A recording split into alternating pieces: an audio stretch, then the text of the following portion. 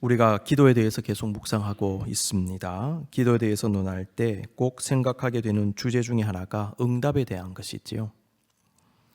기도하는 사람은 나의 기도를 들으시는 하나님의 응답을 기대하고 기다립니다.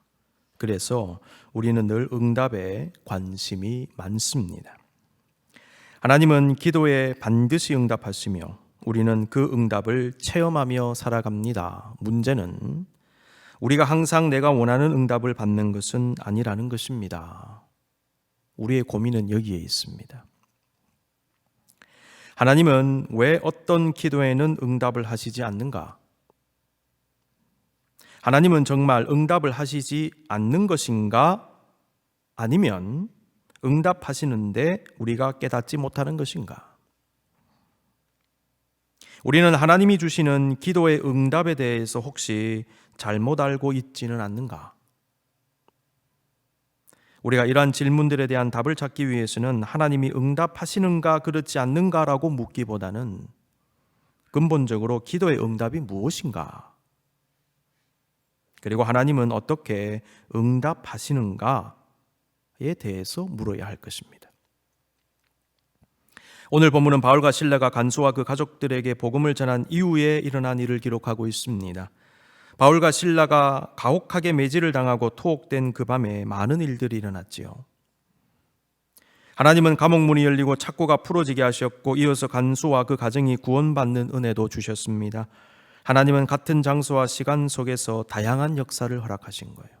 그 밤에요. 엄청난 일들이 일어났습니다. 많은 일들이 일어난 그 밤이 지나고 어느덧 아침이 되었는데 죄도 묻지 않고 바울과 실라를 징벌하고 감금시킨 상관들이 무슨 영문인지 바울과 실라를 갑자기 석방하라고 명령했습니다. 빌립보 관리들은 바울과 실라가 폭동을 일으키려고 한 것도 아니고 법을 어긴 것도 아니라는 것을 알게 되었고 그런 상황에서 그들에게 처해진 형벌이 그 정도로 충분하다 혹은 과하다고 판단했기 때문에 그 다음날 바로 석방하려고 한 것이 아닌가 생각해 봅니다. 위로부터 명령을 받은 간수는요 바울에게 다음과 같이 말했습니다. 36절 상관들이 사람을 보내어 너희를 놓으라 하였으니 이제는 나가서 평안히 가라. 상관들의 명령이 떨어질 때 바울과 실라는 다시 감옥에 들어가 있었던 것으로 보이지요. 이들은 간수의 집에서 음식을 대접받은 후에 도망가지 않고 다시 감옥에 자발적으로 들어갔다는 얘기입니다. 이들은 억울하게 처벌받고 옥살이를 했지만은 결코 경솔히 행하지 않고 법을 지킵니다. 지난주에도 나누었지만은 바울과 실라는요 탈출할 기회가 계속 주어졌어요. 옥문이 열릴 때 그리고 간수의 집에 갈 때 계속 탈출할 수 있었습니다. 그럼에도 불구하고 법적인 처벌이 내려질 때까지 죄수로서의 의무를 다했습니다. 그런데 놀랍게도 그 다음 날 상관들이 석방을 명령한 것입니다. 여러분 만약 바울과 실라가 감옥 안에 없었다면 어떻게 되었을까요? 만약 그랬다면 간수는 정말 큰 어려움을 당했을 것이고 바울과 실라를 잡기 위해 당장 수배령이 내려졌을 수도 있을 것입니다. 바울은 생각지도 못한 기도의 응답을 받은 것입니다. 기도하러 가다가 죽기 이적을 경험한 바울, 기도 중에서도 핍박을 당한 바울, 그리고 상상을 초월한 기적을 경험하고 사람들에게 복음 전하며 세례까지 주고 이제는 법의 집행자들이 석방을 명령하는 이 모든 것이 하나님의 응답이 아니면 무엇입니까? 우리는 바로 이러한 모습을 보면서 기도의 응답이 무엇이며 그 응답이 우리에게 어떻게 임하는지를 깊이 묵상하게 되는 것입니다. 자, 이 부분에서 우리는요 기도 응답에 관한 영성학적 이해를 좀 가질 필요가 있겠습니다. 영성학에서는 기도의 역할 및 효과를 크게 두 가지로 말하면서 하나는 청원과 응답의 효과고 또 한 가지는 하나님과의 관계 형성의 효과라고 말합니다. 미국의 종교심리학자인 제임스 프레트라는 분이 있는데 이분은 이 첫 번째 효과, 다시 말해서 청원과 응답의 효과를 추구하는 기도를 주관적 기도라고 얘기하고 하나님과의 관계 형성의 효과를 추구하는 기도를 객관적 기도라고 표현했습니다. 주관적 기도의 초점은 자기 자신에게 있어요. 따라서 주관적 기도만 드리는 사람은요, 기도를 자기 자신의 이기적인 욕구를 충족시키는 수단으로만 인식을 합니다. 그리고 자기가 원하는 응답을 받았을 때 비로소 만족하게 됩니다. 그런데 만약 내 뜻이 이루어지지 않았을 경우에는 하나님과 충돌합니다. 마음에는 불만족과 번민이 일어나며 하나님과의 관계에도 문제가 생길 수 있어요. 반대로 객관적 기도는 초점이 하나님께 있습니다. 따라서 하나님의 뜻과 내 뜻이 충돌할 때라도, 그리고 내가 원하는 응답을 받지 못하고 내가 원하는 대로 상황이 전개되지 않아도 초점을 하나님께 두고 하나님 자체를 목적으로 삼고 있기 때문에 하나님과의 갈등이 해결이 될 수 있는 것입니다. 여러분, 충돌이 일어날 때요, 내 중심으로만 생각하면 충돌 해결이 안 됩니다. 상대방 중심으로 중심이 옮겨갈 때에 여러분이 경험하는 인간관계에서 충돌이 해결될 가능성이 상당히 높아요. 하나님과의 관계도 마찬가지입니다. 그리고 하나님의 뜻과 내 뜻이 통합되는 것을 경험합니다. 여러분, 상대방과 뜻이 맞을 때, 통합이 되어질 때 모든 갈등은 해소가 되는 거예요. 이런 사람에게는 하나님과의 관계의 단절이 일어나지 않습니다. 성경에 기록된 객관적 기도의 최고의 모범은 예수님의 겟세마네 동산의 기도라고 볼 수 있습니다. 예수님은 당시에 분명히 자신의 육신적 욕구를 가지고 계셨고 그것을 기도하셨습니다. 그래서 이렇게 먼저 기도하셨죠. 만일 할만하시거든 이 잔을 내게서 지나가게 하옵소서. 이게 뭡니까? 주관적 기도거든요. 자기 중심이잖아요.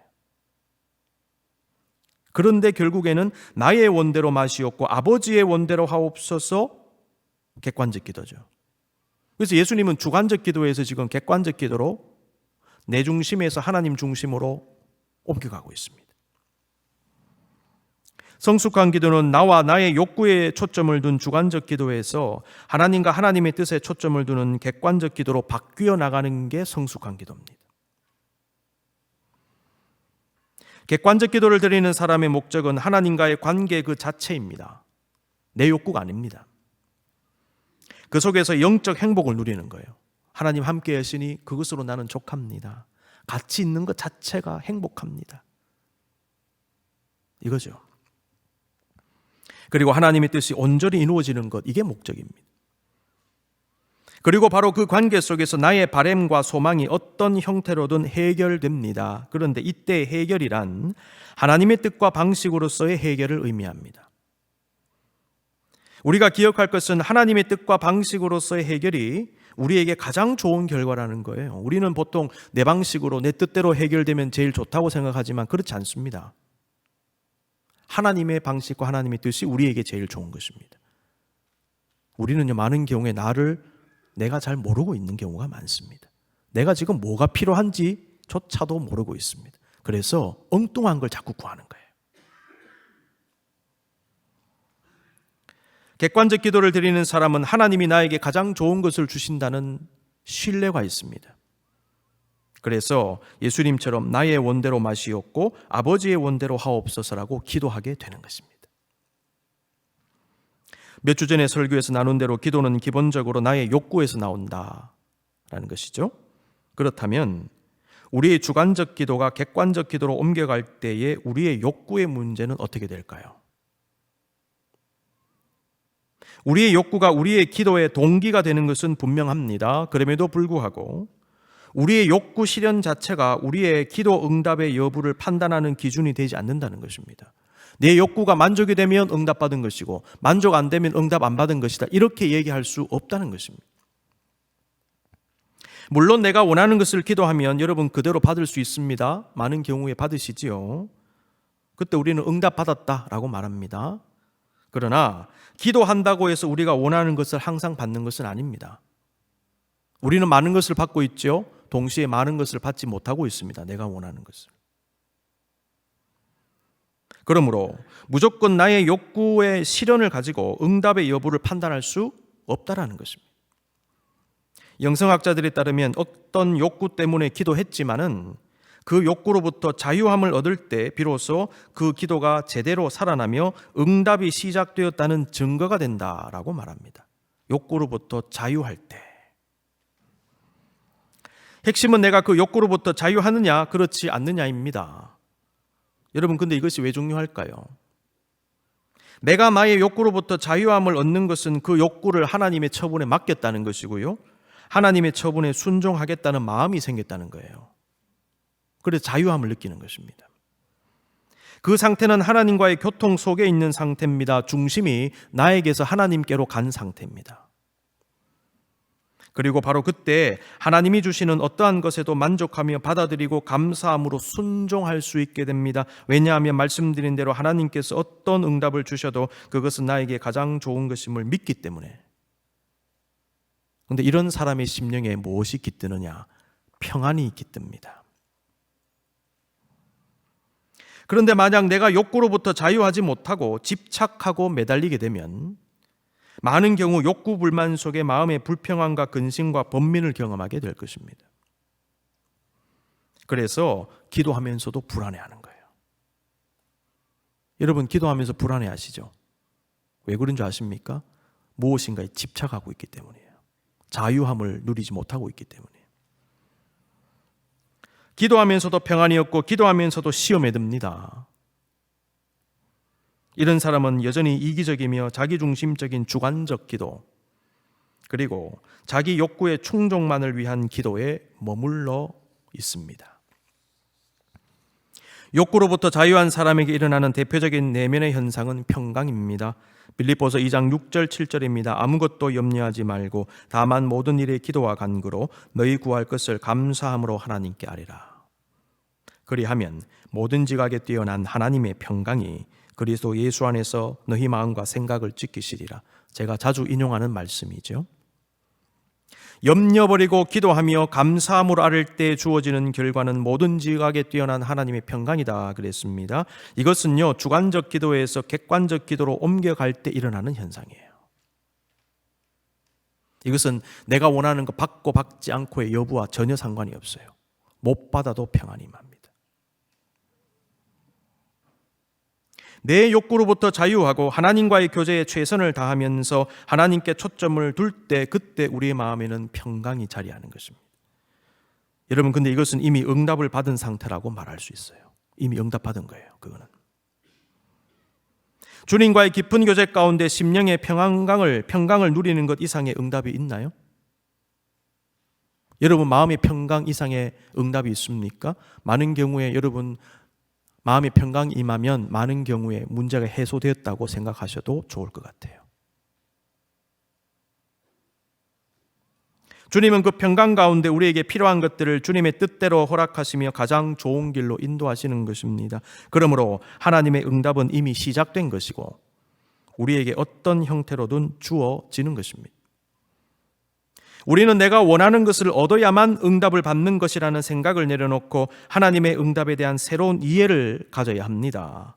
우리가 그 이해를 가지고 진정한 객관적 기도를 실천할 때에 평강의 마음을 가지고 주님과 동행할 수 있게 되는 것입니다. 자, 이러한 기도 응답의 영적 원리가 오늘 본문에 녹아 있습니다. 기도하러 가던 두 사람은 기적도 경험했지만은 박해도 당했죠. 그들은 그 핍박 중에도 주님과 교통했습니다. 그리고 주님은 기도하는 그들을 위해 자유의 역사를 주셨습니다. 하나님은 감옥에 갇힌 바울과 실라를 통해 모든 목적을 이루신 후에 마치 아무 일 없었다는 듯이 석방되게 하셨습니다. 그 다음 날 우리가 기도라는 관점으로 본문의 사건을 묵상할 때에 몇 가지 중요한 영적 통찰을 발견할 수 있습니다. 첫 번째, 기도하는 사람의 삶의 모습입니다. 하나님은 기도하는 사람을 통하여 뜻하신 바를 이루십니다. 하나님은 기도하는 사람을 지켜주시며 당면한 현실적인 문제를 해결해 주십니다. 석방의 권한은 상관들에게 있었던 것 같지만 실상은 그들 위에 계신 하나님께 있었어요. 당시 바울과 실라는 자신들이 그렇게 빨리 석방될지 몰랐을 것입니다. 바울과 실라가 풀려나는 장면은요, 인생 역전이라는 단어를 생각하게 합니다. 석방 소식을 들은 바울은요, 간수에게 다음과 같이 말하지요. 37절, 바울이 이르되 로마 사람인 우리를 죄도 정하지 아니하고 공중 앞에서 때리고 옥에 가두었다가 이제는 가만히 내보내고자 하느냐? 아니라 그들이 친히 와서 우리를 데리고 나가야 하리라 한대. 자, 여러분 어떤 생각이 드십니까? 갑을 관계가 순식간에 바뀌었어요. 여러분, 이것이 바로 주의 백성들을 역전시키시는 하나님의 역사입니다. 바울은 당시 빌립보 관리들의 두 가지 잘못을 분명하게 얘기했습니다. 첫 번째, 죄도 정하지 않고 공중 앞에서 때리고 옥에 가둔 것. 첫 번째 문제. 두 번째, 가만히 내보내고자 하는 것. 가만히라는 말로 번역된 그리스 말을 보니까요, 비밀이 혹은 몰래라는 의미입니다. 관리들은 바울과 실라를 투옥시킬 때도 불법을 저질렀고 석방시킬 때도 법 절차를 거치지 않고 몰래 내보내려고 한 거예요. 그 바울이 정확하게 지적하고 있습니다. 그래서 그들이 친히 와서 우리를 데리고 나가야 하리라. 잘못된 거 있으면 와서 사과하고 조치 취하고 그 다음에 법적 절차를 거쳐서 내보내야지, 불법적으로 감금시킨 다음에 아무도 모르게 몰래 내보내고자 하느냐? 이게 말이 되느냐? 그 말이죠. 학자들에 따르면 바울이 이렇게 말한 이유는요, 예수 그리스도의 복음을 전하는 교회와 성도들이 위축되지 않게 하기 위해서가 아닌가. 그래서 그 다음부터 다시는 그리스도인들을 향해서 불법적인 일을 행하지 못하도록 일침을 가하는 그런 목적이 있었지 않았겠는가 말합니다. 여러분, 바울이 이렇게 당당한 모습을 가질 수 있었던 이유는요, 그가 실정법을 위반하지 않았기 때문이에요.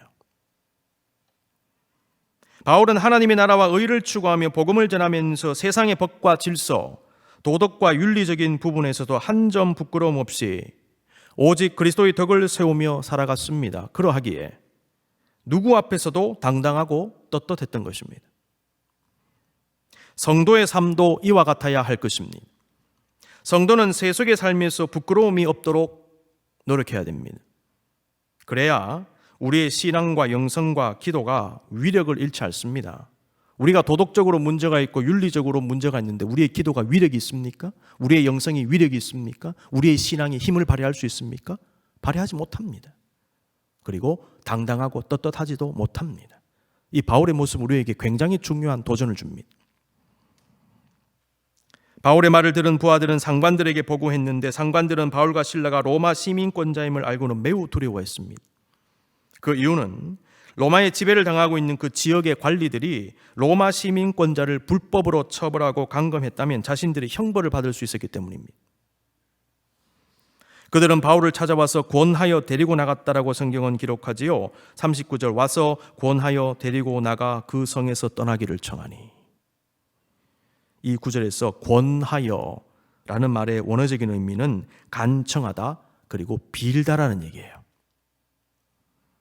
관리들은 바울을 찾아와서 매우 저자세로 빌립보를 떠나달라고 간곡하게 부탁했습니다. 아마도 이들은 바울이 문제 제기를 하지 않고 조용히 떠나줌으로써 일이 일단락되기를 바랬던 것 같아요. 만약 바울이 소송을 걸거나 하면 문제가 복잡해지거든요. 바울과 실라는 자신들의 투옥과 관련해서 법적인 문제를 삼지 않은 것으로 보입니다. 감옥에서 나온 바울과 실라는 빌립보에서 자신들을 만나서 복음 받아들이고 세례를 받은 루디아의 집에 들어가서 형제들을 만나보고 위로하고 갔다라고 기록하고 있습니다. 그리고 이로써 바울의 빌립보 선교와 교회 개척 사역은 해피엔딩으로 마무리가 되었습니다. 우리가 주목할 부분은 하나님은 기도의 사람인 바울과 실라에게 상황이 역전되는 응답의 역사를 주셨다는 것입니다. 하나님은 공경에 처한 주의 백성들을 친밀하게 돌보시며 상황을요 바꾸어 가십니다. 처음에 바울과 실라는 완전히 을이 되어서 갑으로부터 엄청난 갑질을 당했지만은 이제는 오히려 그들이 갑이 되었고 빌립보 관리들이 을이 되는 상황으로 바뀌었습니다. 여러분, 이것이 바로 하나님의 역사입니다. 하나님은 어떤 상황에서도 믿음을 저버리지 않고 기도를 쉬지 않는 주의 백성들, 탈출의 기회에도 불구하고 끝까지 법을 준수하며 품격을 지킨 바울과 실라처럼 삶의 현장에서 언제나 하나님 앞에서 말하고 하나님 앞에서 행동하며 하나님의 법과 착한 양심을 지키면서 하루하루를 정직과 성실로 살아가는 주의 백성들을 반드시 지켜주십니다. 주님은 그러한 주의 백성들이 행여나 어려움을 당하더라도 피할 길을 내어주시고 해결해 주시고 인생 역전의 은혜를 주시는 것입니다. 이와 같은 은혜가 저와 여러분에게 함께 하시기를 기원합니다. 두 번째, 하나님의 응답의 원리입니다. 본문을 중심으로 몇 가지 깨달음을 얻을 수 있습니다. 첫 번째, 하나님의 응답이란 궁극적으로 하나님의 뜻대로 하나님께서 원하시는 것을 주시는 것이지 내가 원하고 바라는 것을 받는 것만을 의미하지 않습니다. 그러므로 응답은요, 내가 전혀 생각하지 못한 것들이 주어질 수 있어요. 감옥에서의 기적 자체 그리고 복음 전파의 사명을 가지고 늘 사람들의 구원을 위해 기도한 바울에게 간수와 그 가정이 예수님 믿고 세례받는 역사 그 자체가 하나님의 응답 아니었습니까? 생각지도 못한 응답. 그 순간 바울은요, 자신의 평생의 기도 제목에 응답받은 것입니다. 따라서 우리가 본문의 사건을 전체적인 관점에서 본다면 바울이 핍박을 받을 때에 기도하는 사람이 왜 그런 고난을 받는가, 하나님 응답 주지 않은 게 아닌가라는 말을 할 수가 없게 돼요. 고난의 장면만 보면 하나님이 마치 응답 안 한 것처럼 보이지 않습니까? 그런데 전체적으로 다 봐야 된다는 것이죠. 그렇다면 이런 과정을 통해서 하나님 이런 응답을 주신 것이구나. 따라서 고난받는 장면 그 자체만 보고 하나님의 응답이 임하지 않은 것처럼 하나님이 내팽개치고 만 것처럼 생각할 수 없다라는 것입니다. 하나님은 응답을 주셨다라고 말할 수 있다는 것이죠. 여러분, 우리를 향한 하나님의 역사 자체가 응답입니다. 여러분이 지금 다양한 목적을 가지고 미국에 와서 이렇게 일하고 공부하고 삶을 영위하고 있는 것 자체가요, 여러분이 응답 받으신 거예요. 그렇습니다. 지금 우리의 존재, 지금 내가 여기 살고 있는 이 자체가 응답입니다. 지금 이 순간도 우리는 응답을 받고 있습니다. 왜냐하면 하나님이 지금도 역사하시기 때문에 하나님의 역사 자체, 임재 자체가 응답입니다. 여러분이요, 기도 응답을요, 멀리서 찾지 마십시오. 우리는 지금도 응답을 받고 있습니다. 이러한 깨달음은 기도에 대한 하나님의 응답의 본질을 이해할 때 얻을 수 있습니다. 내가 원하는 것을 내가 원하는 때에 받는 것만을 응답으로 생각할 때에 우리는 하나님의 응답을 심각하게 오해할 뿐만 아니라 많은 경우에 응답을 받지 못하고 살아가고 있다라고 생각하게 돼요. 왜 하나님이 나에게 응답하지 않지? 왜 하나님 나에게 대답하지 않지? 이게 도대체 뭔가? 이런 생각이 들기 시작한다는 것입니다. 바로 그러한 생각 때문에 신앙생활하고 기도하면서도 시험에 들고 낙심하고 행복이 없는 믿음 생활을 하게 되는 것입니다. 응답받지 못하고 있으니까 내가. 그러므로 여러분이 응답에 대한 생각을 완전히 바꾸실 필요가 있습니다. 하나님의 응답의 본질은 우리의 뜻이 이루어지는 것이 아니라 하나님의 뜻이 이루어지는 것입니다. 응답은 하나님께서 원하시는 것을 원하시는 때에 원하시는 방식으로 주시는 것입니다. 하나님의 응답은 때때로 우리가 원하는 것과 생각과 관심과 계획을 완전히 초월합니다. 일치할 때도 물론 있습니다. 그런데 초월합니다. 우리는 응답의 문제를 생각할 때 반드시 겟세마네 동산에서 기도하신 예수님의 기도를 기억해야 될 것입니다. 나의 원대로 마시옵고 아버지의 원대로 하옵소서. 두 번째, 응답은요, 과정을 통해서 주어집니다. 바울이 경험한 간수의 구원과 석방이라고 하는 응답은요, 갑자기 일어난 게 아니라 섭리하시는 하나님의 세심한 인도하심의 과정에서 일어났습니다. 바울과 실라가 빌립보 감옥에 갇혔기 때문에 사건이 일어났지요. 그런데 빌립보 감옥에 갇힌 이유는 빌립보에 갔기 때문입니다. 그런데 왜 빌립보에 갔을까요? 사도행전 16장 6절 이하를 보시면 바울은 원래 아시아로 가려고 하다가 하나님께서 막으셔서 선교 루트가 아시아에서 유럽으로 바뀌게 되었습니다. 그래서 결국 마게도냐로 가는 과정에서 드로아에서 배를 타고 사모드라게로 그리고 네아폴리로 가서 마침내 빌립보에 들어가게 된 것입니다. 이런 과정이 있었어요. 빌립보는 바울의 유럽 선교가 시작된 그 지점으로 봅니다. 바로 그곳에서 축기와 투옥과 감옥의 기적과 복음 전파와 회심의 역사가 연속적으로 일어난 거예요. 우리는 하나님의 빅픽처를 볼 수 있어야 되는 것입니다. 바울은 하나님의 섬세한 인도하심과 삶의 과정 중에 작정된 응답을 다 받았던 것입니다. 우리에게 주어지는 하나님의 응답도 이와 같이 주어질 것입니다. 우리는 이미 많은 응답을 받았고 지금도 받고 있습니다. 응답 중에는 내가 이미 눈으로 보고 듣고 경험하는 응답이 있고요. 이미 하나님께서 허락하셨지만 아직 이루어지지 않으므로 내가 잠시 기다려야 되는 응답도 있습니다. 하나님은 삶의 여정 중에 여러 가지 사건과 상황과 만남과 심지어 시험과 환난을 통해서도 응답을 하시는 것입니다. 여러분, 응답 생각할 때 갑자기 눈앞에 펼쳐지는 형태의 응답, 갑자기 뭔가 확 이루어지는 응답, 하늘에서 무엇인가 떨어져서 받는 듯한 응답, 기적처럼 주어지는 응답만을 생각하면 안 됩니다. 빌립보 감옥의 지진 같은 응답도 분명히 있어요. 그런데 많은 경우에 보이는 그리고 보이지 않는 과정이 있다는 것을 아셔야 합니다. 설사 내 눈앞에 갑자기 나타난 선물 같은 응답을 받을지라도 사실 그 뒤에서 부지런히 일하신 하나님의 역사가 있었다는 거예요. 내가 아는 역사, 내가 모르는 역사. 그러므로 우리 눈앞에 보이는 부정적인 현실로 인해 여러분 절망하지 마십시오. 그리고 기도 중에 기다릴 수 있어야 합니다. 하나님이 작업 중에 계시니까. 기도하는 사람의 영적 덕목 중에 하나는 기다림입니다. 여러분, 기다리지 않는데 어떻게 기도합니까? 기도 중에 기다림이란 내 뜻과 시간을 하나님께 맞춘다는 의미예요. 아울러 기도하는 사람은 비워내어야 합니다. 비워낸다는 말은 내 생각과 기준을 내려놓는다는 말입니다. 기도하는 사람은 바울처럼 기다림과 자기 비움의 마음을 가지고 하나님의 인도하심의 과정에 몸을 맡기면서 그 과정을 잘 통과해야 합니다.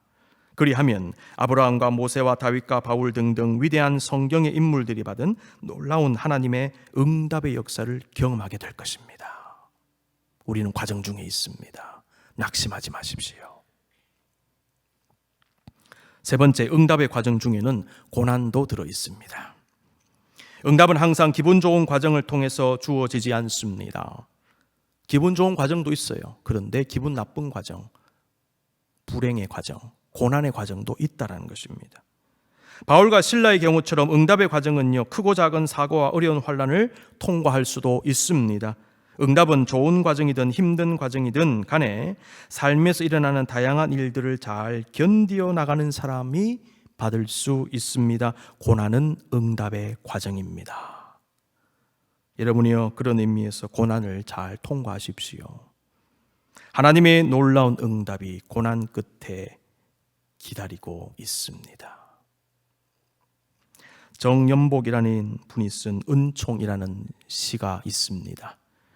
은총은 소낙비처럼 퍼붓지 않아도 좋아라. 그분을 내 마음에 모신 것이 언제였던가. 첫사랑의 순수한 기쁨 아지랑이처럼 피어올라 나의 작은 가슴이 터질 듯 충만했던 그때 이후 지금까지 살아온 나의 인생길 가만히 뒤돌아보면 한순간도 내 곁을 떠나지 않은 그분의 한결같은 동행. 크신 그 은총 생각할 때마다 남몰래 눈물 짓네. 오늘도 그분의 은총의 이슬비 아롱아롱 나의 눈물로 맺혔어라. 사랑하는 성도 여러분, 우리는 살면서 불현듯 이 모든 것이 하나님의 은혜입니다 라고 고백할 때가 있어요. 이런 고백은요, 내가 참으로 많은 것을 받으며 살았구나 라는 깨달음이 있을 때 그 고백을 하게 됩니다. 이 모든 것이 은혜라고 고백하는 사람은 이 모든 것이 하나님의 응답이었습니다 라고 고백할 수 있습니다.